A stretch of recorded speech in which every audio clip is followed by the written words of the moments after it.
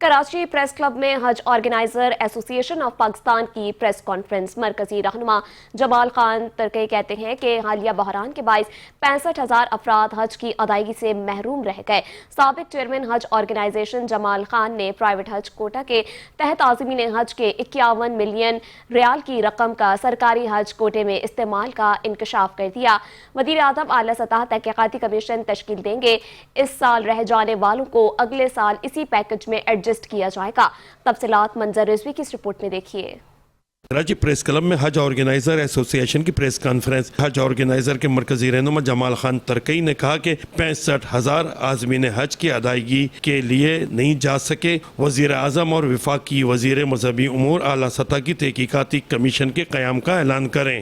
Prime minister صاحب سے request کرتے ہیں کہ اس تمام مجرمانہ فعل عمل ہوا چاہے پرائیویٹ سیکٹر کی طرف سے ہو، اس کے لیے ایک جوڈیشل کمیشن قائم کیا جائے تاکہ اس کی انکوائری کرے کہ کس کی غفلت سے اتنی بڑی جرم ہوا۔ حج بڑے مشکل سے لوگ پیسے جمع کرتے ہیں سال کے اپنے فرضیات، کیا یہ ان لوگوں کی سزا کون دے گا جو لوگ رہ گئے؟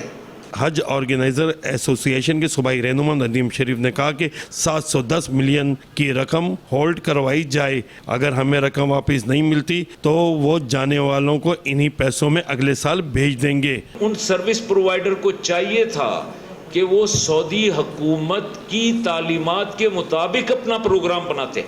یہ بینک ریاض کی اسٹیٹمنٹ ہے، 51 ملین ریال انہوں نے گورنمنٹ پاکستان کے اکاؤنٹ میں ڈال کے وہاں استعمال کیا۔ حج آرگنائزر نے یہ بھی کہا کہ یہ لمحہ فکر ہے کہ پاکستان دنیا کی واحد ریاست ہے جو اسلام کے نام پہ قائم ہوئی، وہاں سے اتنی بڑی تعداد میں افراد کا حج سے محروم رہ جانا ایک سوالیہ نشان ہے۔ کیمرہ مین محمد بہزاد کے ساتھ منظر رضوی، 5 نیوز، کراچی۔